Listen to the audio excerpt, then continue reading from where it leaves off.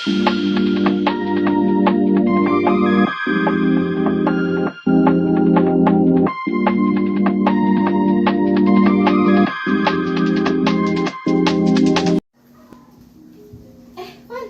belajar apa? Gue lagi belajar sejarah nih. Lu tau gak sih yang ini nih? Oh, imperialisme sama kolonialisme itu. Oh, kalau aku sendiri sih ngedefinisinya gini ya.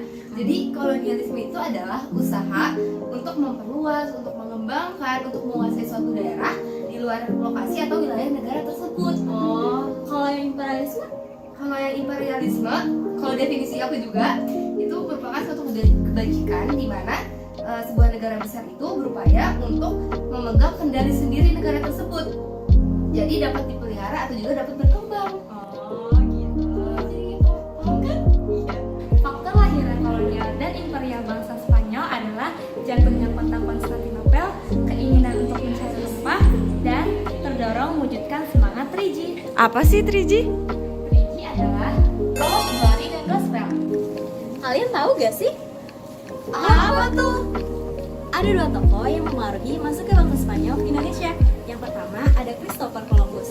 Beliau adalah tokoh penjelajah Spanyol yang pertama mencoba melakukan ekspedisi untuk menemukan kepulauan rempah-rempah. Beliau telah melakukan 4 kali ekspedisi melintasi Samudra Atlantik, namun belum membuahkan hasil.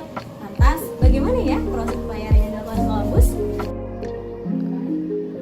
Jadi, awal mula pelayaran Columbus pada tanggal 3 Agustus 1943. Columbus dan krunya berlayar dari Spanyol dengan 3 kapal. Lalu mereka mendarat di Pulau Bahama di benua Amerika. Kemudian selama berbulan-bulan, beliau berlayar dari satu kota ke kota lainnya.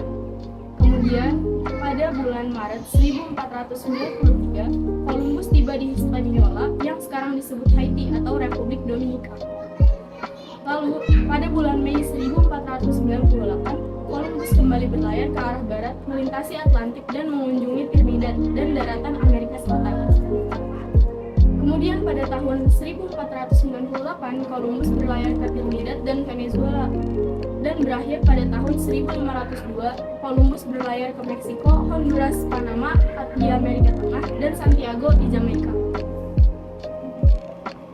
Yang kedua ada Ferdinand Magellan. Magellan adalah penjelajah pertama Eropa yang mencapai Samudra Pasifik dan Atlantik.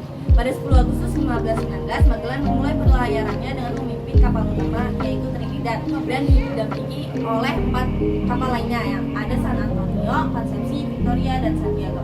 Terus gimana sih proses penjelajahannya? Gimana tuh?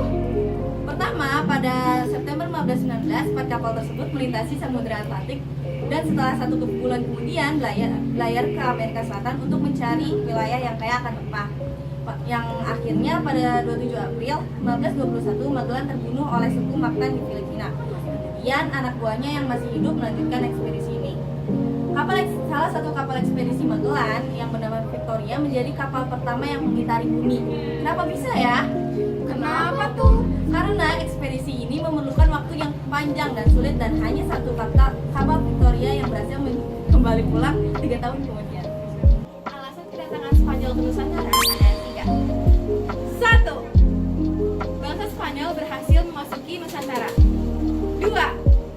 Bangsa Spanyol berhasil mencapai Maluku dan menjalin hubungan dengan Tidore. 3. Bangsa Spanyol tidak lama berada di Nusantara karena harus kembali ke Filipina akibat sebuah perjanjian.